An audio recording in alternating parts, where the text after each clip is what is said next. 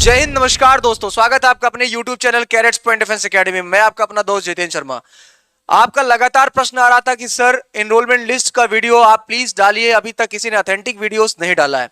Continuous आपका call आ रहा था और क्वेरीज भी आ रही थी, लेकिन सिचुएशन ये था कि थोड़ा सा कुछ काम भी था और इस पे काफी वर्क भी करना पड़ता है एनरोलमेंट लिस्ट वीडियो बनाने से पहले। आप सबको पता है कि इससे पहले जितने भी वीडियोस बनाए गए एनरोलमेंट लिस्ट से रिलेटेड, सारे आप लोगों ने अच्छा परफॉर्मेंस किया है और लगभग 14,000 15,000 के ऊपर आपने पहुंचाया उसको, और काफी लोग उस पर देखते भी हैं और कमेंट्स भी करते हैं, और उसके बाद जो उसका रेशियो रिजल्ट रहता है वो 100% सही होता है।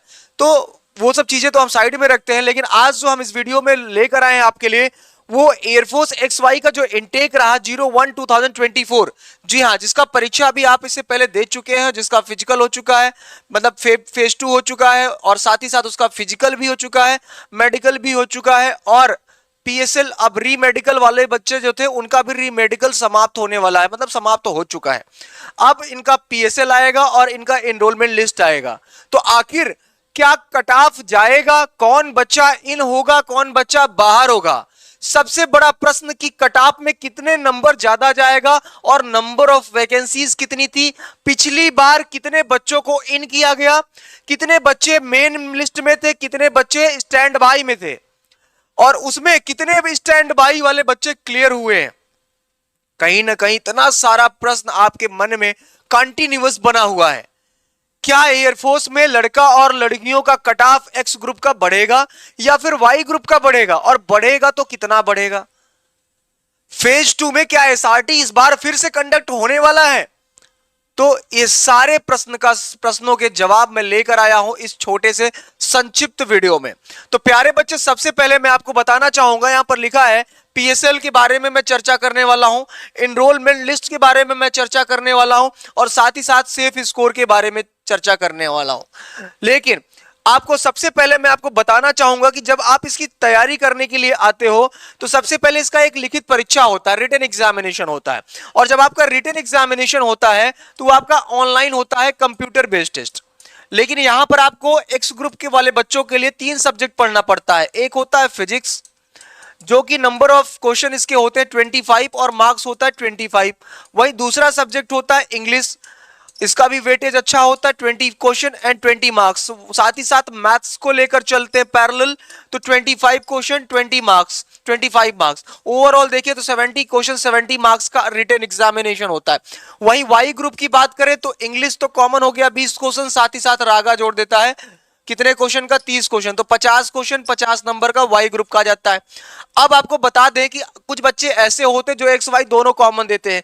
एक्स वाई जो कॉमन देते हैं उनका नंबर ऑफ क्वेश्चन तो बढ़ जाते हैं, 100 हो जाता है, लेकिन ड्यूरेशन भी एग्जाम का 85 मिनट्स हो जाता है, लेकिन दोनों का कट ऑफ एक साथ नहीं जारी होता है, उनका कट ऑफ सेपरेट ही होता है। मतलब एक्स ग्रुप का कट ऑफ अलग निकलेगा और वाई ग्रुप का कट ऑफ अलग निकलेगा। तो मैं आपको बताना चाहूंगा कि पहली परीक्षा को तो आपने पास कर लिया, उत्तीर्ण कर लिया, अब इसके बाद जो बारी आने वाली है फेज 2, तो आपने क्लियर कर लिया। अभी कुछ बच्चों ने लिखित परीक्षा को पास भी किया था और उसके बाद GD की भी क्लासेस चलेगी। तो हमारे साथ कुछ हमारे स्टूडेंट्स हैं, तो उनसे हम जानेंगे। उत्कर्ष, आप 1 मिनट के लिए आइए यहाँ पर। आप हमको ये बताइए कि आप जब पिछली बार, आप भी आ जाइए बेटा, ठीक है, पिछली बार आप लोग जब GD की क्लासेस हो रही थी तब आप लोग 11th में थे उस समय, तो क्या फीडबैक रहा उस समय जब आप लोग देखे भी थे क्लासेस को लेकर और बैठते भी थे कभी कभी कि कैसे होता है, कॉन्फिडेंस बढ़ेगा हम लोगों का? तो थोड़ा हमको बताइए, और लोगों को पता चलना चाहिए कि कितने बच्चे उसमें सेलेक्ट हुए थे और क्या रेशियो रहा, जो वो बच्चे जो बाहर से आए थे। हालांकि हमारे यहाँ जो एयरफोर्स की तैयारी करते हैं उनको ऑलरेडी स्पोकन इंग्लिश की फैसिलिटीज दी जाती है, फिजिकल की फैसिलिटीज दी जाती है, तो उनको ज्यादा करने की जरूरत नहीं पड़ती है। तो वो बताइए जो रियल में था।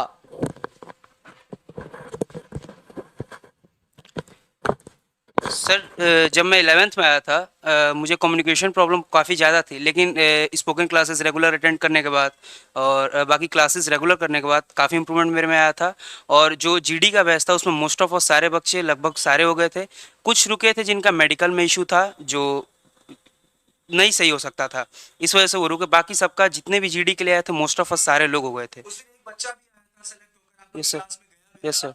तो उसने क्या कहा कि केवल एक बच्चे का सिलेक्शन आई थिंक रुका हुआ था, यस सर। जो कैंप लगा था। जो कैप लगा उनके एक्चुअली हाथ में कुछ लिगामेंट फ्रैक्चर था, इस वजह से उनका रुक गया था। मतलब मैक्सिमम बच्चे उस बैच में सारे हो सेलेक्ट गए थे।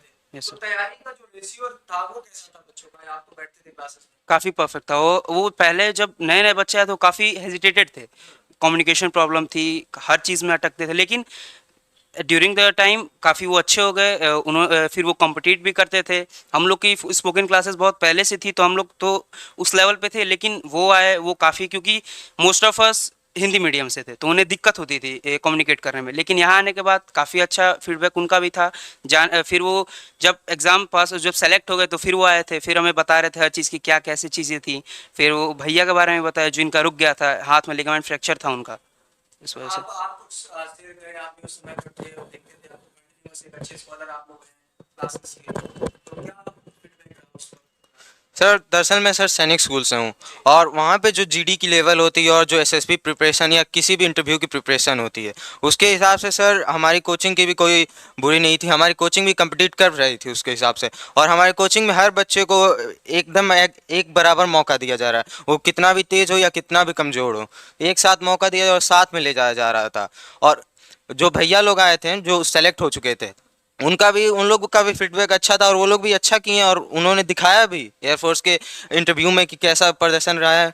और उनमें से सिर्फ एक भैया जिनके मेडिकल इशू की वजह से वो सेलेक्ट नहीं हो पाए और सब सेलेक्ट हुए, और जो हमारे कर्नल सर थे जो ये सब करवाए थे उनके नॉलेज अनकम्पेरेबल है सर, और वो जो सिखाएं और वो जो बताएं वो शायद ही कोई बता पाएगा ऐसा। मतलब कहा जाए तो जो सिलेक्शन रेशियो था वो 99.9% तो था ही, अगर एक बच्चा बाहर हो तो 0.1% में ही आ गया। Yes sir. बहुत बहुत धन्यवाद आप लोगों का, बहुत अच्छा लगा आप लोगों से बात करके। एक्चुअली मैं चाहता था कि जो बच्चे बताएंगे, जो रियल चीजें जाएंगी वो अलग है, क्योंकि यहाँ पर किसी प्रकार का फेक कमिटमेंट नहीं होना चाहिए। जो क्लास में बच्चे जा रहे हैं उनके लिए जो रियल है वही है। ठीक है, thank you so much guys, बहुत अच्छा लगा, थैंक यू। तो मैं अभी यहाँ पर बात कर रहा था फेज 2 से रिलेटेड अपने कैडेट्स से कि जब हमने फेज 2 की तैयारी उनको कराया, जीडी की तैयारी जब हमने कराई तो हमारा क्या तरीका होता है जीडी और पीएफटी का। तो हम आगे जब बढ़ते हैं कि अगला जो हमारा फेज स्टार्ट होता है, तो उससे पहले अगर आपको ऑनलाइन क्लासेस करना है तो आप हमारे सीपीडीए का लर्निंग ऐप है, कैडेट्स पॉइंट लर्निंग ऐप, आप उसको डाउनलोड कर सकते हैं प्ले स्टोर पर जाकर, और आप ऑनलाइन क्लासेस भी फेज 2 का ले सकते हैं। और साथ ही साथ पूरा मैटर आपको यहाँ पर मिलेगा, और मैथ्स 3500 रुपए फीस होगी, 3500 रुपया, जो कि ऑफलाइन का भी वही है और ऑनलाइन का भी वही है। तो आप आराम से वहां से परचेज करके, अगर आपको लगता है कि डिस्टेंस इशू है तो घर बैठकर भी आप इस तैयारी को कर सकते हैं। तो मैं आपको बताना चाहूंगा फिर से कि सारी फैसिलिटीज यहां पर दिया गया है। कैडेट्स पॉइंट लर्निंग ऐप आपको डालना है और वहां जाकर आपको डाउनलोड्स कर लेने हैं। आगे जब बढ़ते हैं तो इसमें सारी फैसिलिटीज यहां पर दिया गया है कि कोर्सेज क्या है, फ्री कोर्सेज कितना है, क्विज क्या है, ई बुक्स क्या है, टेस्ट सीरीज भी, एग्जाम नोटिफिकेशन है, सिलेबस है, करंट अफेयर्स है, स्पोकन इंग्लिश की क्लासेस है, मोटिवेशनल वीडियो है। तो ये सारी फैसिलिटीज आपको अपने ऐप में प्रोवाइड की गई है। अब जब बात कर लेते हैं, समीर सर आप लोग आए प्लीज, जब यहां पर बात करते हैं कट ऑफ की, तो जब कट ऑफ की बातें करते हैं तो कट ऑफ का यहां पर रेशियो देखते हैं कि समीर सर जब हम लोगों ने लिखित परीक्षा के लिए आप लोगों ने तैयार कराया था तो रिटन एग्जामिनेशन के लिए यहां पर देखते हैं कि इंग्लिश का एक बड़ा वेटेज था। कहीं ना कहीं यहां पर अगर सर देखते हैं इंग्लिश, तो आप इंग्लिश पढ़ाते हैं और 20 क्वेश्चन होता है इंग्लिश में, कैसे तैयार करते हैं? कहीं ना कहीं बच्चा इंग्लिश को लेकर डरा होता है, खासकर स्टेट बोर्ड का बच्चा हो या सीबीएसई का, जब वो कंपटीशन में आता है तो वो डरा डरा सा फील करता है, यार इतने कम टाइम में 45 मिनट्स में 50 क्वेश्चन करने हैं वाई ग्रुप के, और साथ ही साथ 1 घंटे में 60 आपका टोटल 70 क्वेश्चन करना है एक्स ग्रुप में। तो कैसे उसको तैयार कैसे कराते हैं आप लोग?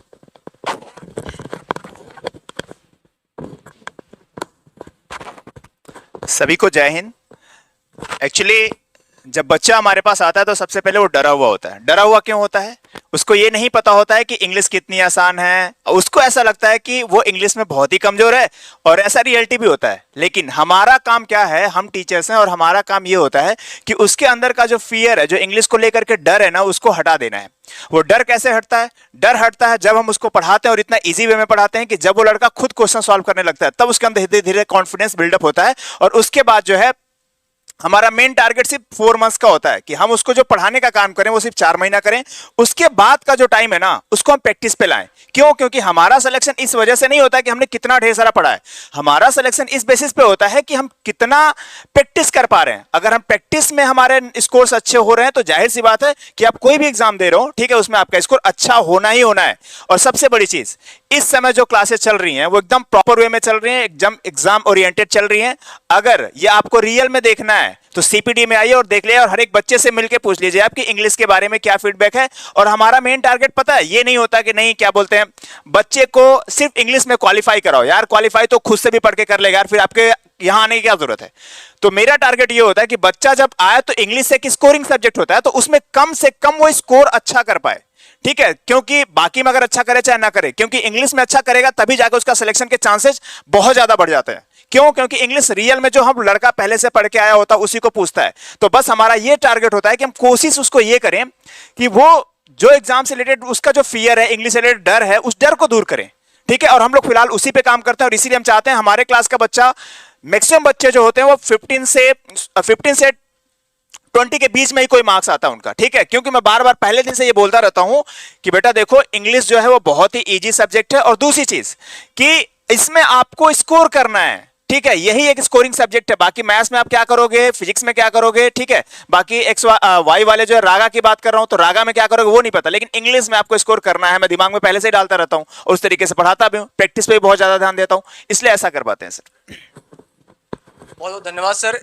अब हमको यही पता चल रहा है कि भाई कि प्रैक्टिस ही सब कुछ है, और कहते सभी ने कहा कि प्रैक्टिस मेक्स मैन परफेक्ट, बिल्कुल सही बात है। शुभम जी आप आए थोड़ा सा, और जैसे सर ने बताया कि यहाँ पर जो चीजें हम देख पा रहे हैं कि जो एक्स ग्रुप का मार्क्स है, वाई ग्रुप का मार्क्स है, वो हमारा सेपरेट है, और क्या रेशियो रह रहा है उसका वो भी हम अगर यहाँ पर जिक्र करते हैं शुभम सर, कि देखते हैं हमारा जो यहाँ पर सिचुएशन हम देख पा रहे हैं कि जो एक्स ग्रुप का इस बार का कट ऑफ गया है 2024 का 01/2024 का, तो वो गया है सर आपका एक्स ग्रुप का, जो बॉयज का था वो गया है सर कितना 22। तो आखिर जो 22 कट ऑफ गया है, तो सर एक प्रश्न तो ये बनता है कि आखिर ये बढ़ेगा तो कितना बढ़ेगा।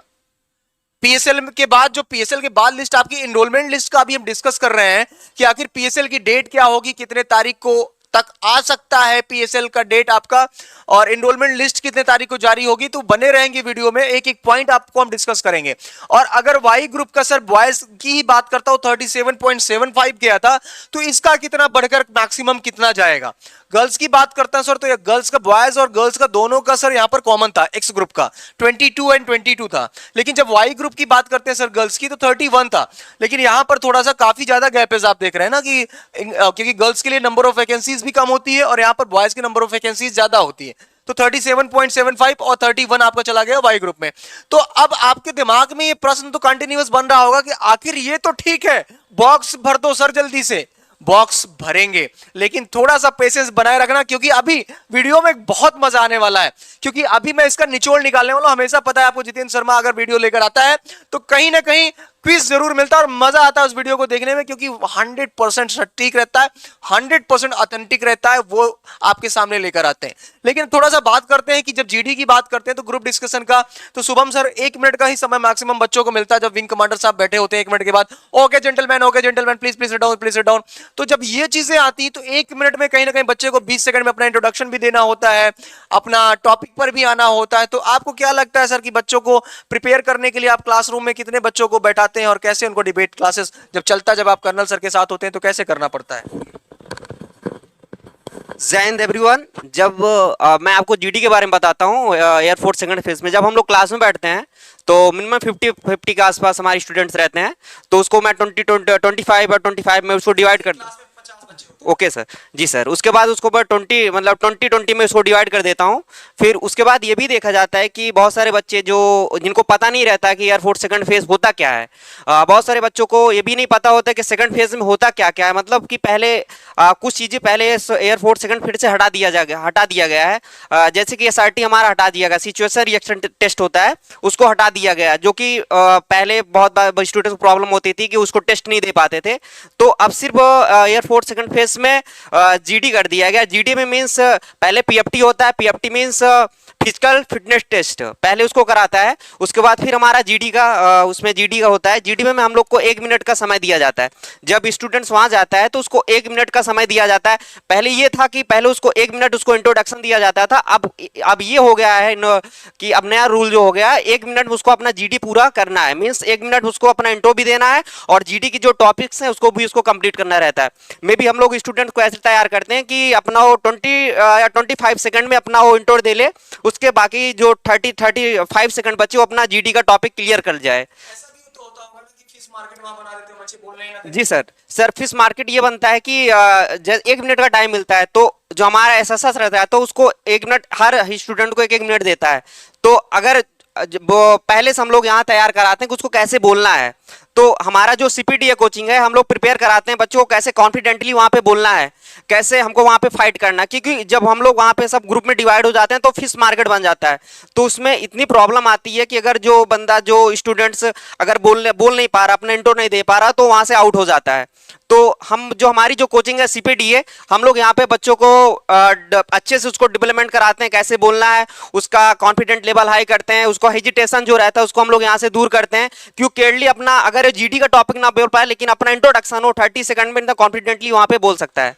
जी बहुत ही अच्छा आपने बताया और हम शुक्रगुजार हैं आपके कि आपने इतना अच्छा से ब्रीफली बच्चों को बताया और गाइड किया। बिल्कुल सही बात है, जब 1 मिनट का समय हो और कहते हैं ना कि जब हॉस्पिटल में हो और डॉक्टर बोले आपके पास 10 मिनट का समय है, जी ले बेटा जिंदगी, तब समझ में आता है कि 10 मिनट का मतलब क्या होता है। वैसे ही जब आप जीडी के लिए बैठे होते हैं और विंग कमांडर साहब बोलते हैं gentleman cadets you have 1 minute only, अब आपको जब पता चलता 1 मिनट ओनली तो समझ में आता भाई 1 मिनट में क्या, तो 1 मिनट में इंट्रोडक्शन। जय हिंद दोस्तों, my name is Jitendra Kumar Sharma, my father name is this, I have done my schooling from here and there and today is my hobby is this and today is my topic is this. Confidently आपने बोला, 20 second में intro खत्म किया और 30 second में आपने अपने topic पर बोला। तो थोड़ी देर हो गए जेंटलमैन विंग कमांडर साहब समझ जाएंगे बंदा कॉन्फिडेंट है, भाई बेटा अगले कभी तो नंबर आना नहीं, लेट हो जाएगा। तो ये समझ में आ जाता है कि बंदा कर लेगा। जब अब यहां पर आते हैं कि ये देख लिया हमने कि भाई साहब क्या सिचुएशन यहां पर थी और क्या हो गई, तो ये समझिए कि बॉयज और गर्ल्स का सिचुएशन भी कॉमन, लेकिन वाई ग्रुप में डिफरेंसेस है। तो आगे बढ़ते हैं बिना टाइम वेस्ट किए। और तो आप जल्द से जल्द अपना ऑनलाइन जो ये आपका ऐप है cadets point learning app download कर सकते हैं। हमारे दिए गए टोल फ्री नंबर 9415402422 पर कॉल भी कर सकते हैं एडमिशन से रिलेटेड। अब बात करने वाले हैं कि जब आप रिटन एग्जामिनेशन पास कर लेते हैं, फेज 2 क्लियर कर लेते हैं, जैसे हमारा बात हुआ जीडी का और पीएफटी का, तत्पश्चात आपका मेडिकल होता है और मेडिकल आपने इन कर लिया तो फिर आपका बनता है पीएसएल लिस्ट। क्या बनता है? पीएसएल, जिसको बोलते हैं प्रोविजनल सिलेक्शन लिस्ट। उसके बाद आता है क्या? एनरोलमेंट लिस्ट, जिसको आप बोलते हैं फाइनल मेरिट लिस्ट। अब बात करते हैं एनरोलमेंट लिस्ट जब बनता है, जो पीएसएल लिस्ट तैयार की जाती है, तो यहां पर देखता है अनफिट कैंडिडेट्स कितने हैं। यहां पर जो लड़का मेडिकल में आया या नहीं आया, अब्सेंट था, प्रेजेंट था या फिर कुछ भी था, अब सबकी लिस्ट जारी होगी। अनफिट कैंडिडेट्स, अनफिट इन अब्सेंटिया, अब्सेंट कैंडिडेट्स मतलब उस दिन जो अब्सेंट था या मेडिकल वाले दिन जो अब्सेंट था, ठीक है, या जो मेडिकल नहीं दिया है, सारे बंदों का क्या होता है? रिजल्ट घोषित कर दिया जाता है, पीएसएल में लिस्ट आ जाती है। तो ये मैंने आपको बताया कि जब पीएसएल की लिस्ट जारी होती तो आपको क्या करना पड़ता है, इन 3 चीजों का विशेष ध्यान दिया जाता है कि तीनों चीजों की, सबकी सिलेक्टेड कैंडिडेट्स की लिस्ट जारी होता है, अब्सेंट का भी जारी होता है, अनफिट इन अब्सेंटिया का भी होता है और अब्सेंट कैंडिडेट्स का भी होता है। तो ये सीएसबी प्रॉपर तरीके से इसको जारी करता है। अब बात कर लेते हैं कट ऑफ की। तो जो कट ऑफ हमने देखा कि 01/2024 का जो कट ऑफ रहा, तो रिटन एग्जामिनेशन में जो मेरा अपना सर्वे रहा इन 3 दिनों से, जब से आप लोगों ने एकदम पिंच तो काफी समय से कर रखा था, लेकिन आप लोगों का प्यार रहा कि थोड़ा सा घर में फंक्शन था, तो इस वजह से मैं थोड़ा सा इस वीडियो को लेट लेकर आया, लेकिन प्रॉपर तरीके से मैं अंदर तक घुसकर इसका रिजल्ट लेकर आया। अब यहां पर देखोगे कि 13,100 बच्चा रिटन एग्जामिनेशन क्वालिफाई किया है।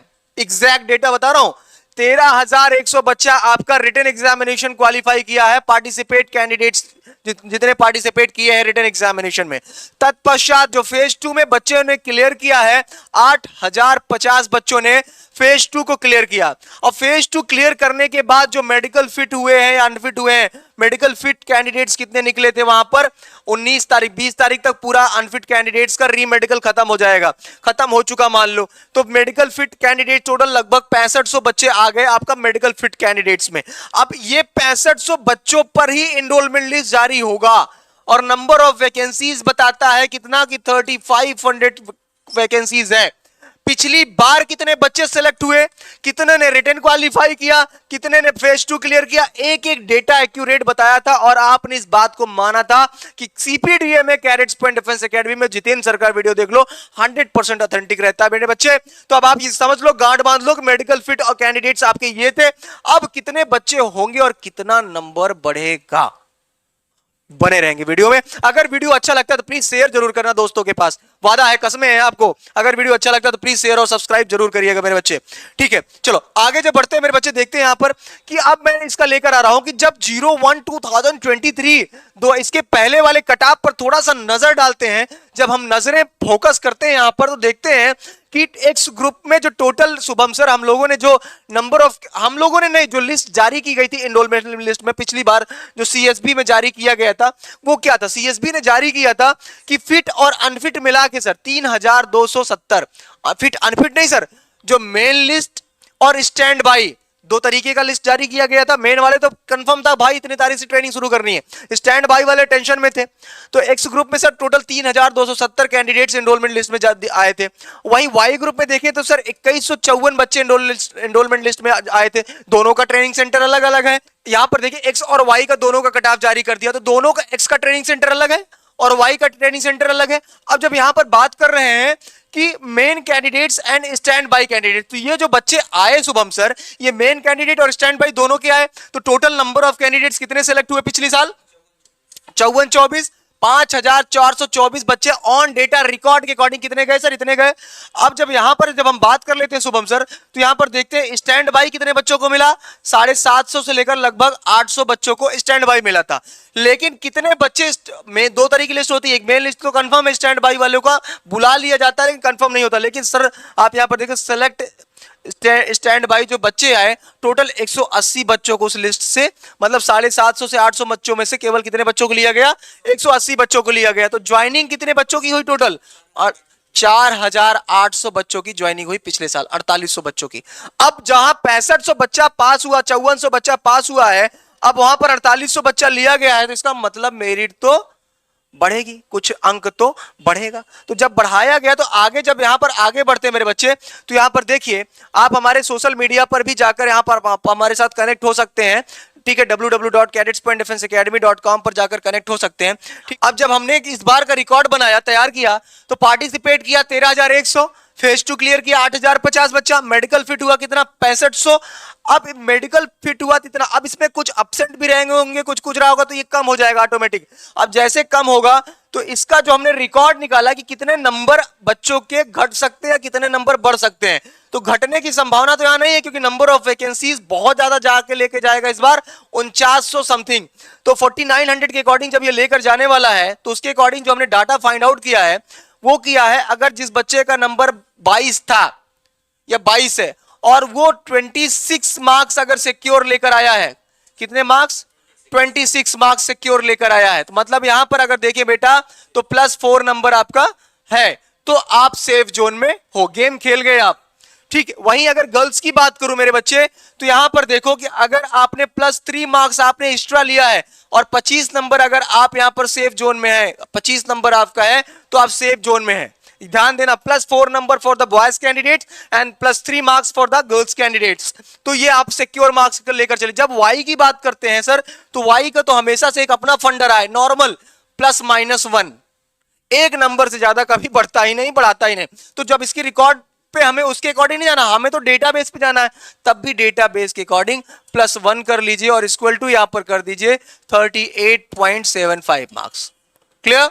और यहां पर कर दीजिए sir +1 marks equal to 32 marks, तो वाई ग्रुप के लिए बॉयज भी एकदम क्लियर रहे और गर्ल्स भी क्लियर रहे कि आखिर जो आपका कट ऑफ जाने वाला है फाइनल में, जिन बच्चों का इतना मार्क्स है वो 100% मिठाई लेकर बैठे, और जैसे सिलेक्शन होगा वादा है आपको बताना पड़ेगा भाई साहब, अगर नहीं बताया तो हम घर आ जाएंगे मिठाई खाने के लिए, ठीक है। तो जितने भी बच्चों ने पढ़ा हुआ है, यहाँ पर सेलेक्ट हुए हैं या फिर कहीं बाहर के, कोई और क्वेश्चन बनता है, लगता है यार डॉक्यूमेंट्स पे वीडियो बनाना, इस पे ऑलरेडी सारे वीडियोस पड़े हुए हैं यूट्यूब चैनल पर, CPDA के नाम से, cadets point defence academy CPDA डालेंगे तो आपको मिल जाएगा। बाकी आप कोई वीडियो आपको लगता है सर इस पे वीडियो बनाइए, I am always with you, और बेस्ट से बेस्ट वीडियो आपके सामने लेकर आऊंगा जिसका कोई कटाक्ष नहीं होगा। फिर मिलेंगे एक नए वीडियो में आपके साथ वैसे ही एकदम हनाहन तरीके से। तब तक के लिए जय हिंद, जय भारत, खुदा हाफिज, सत श्री अकाल, शुभ रात्रि।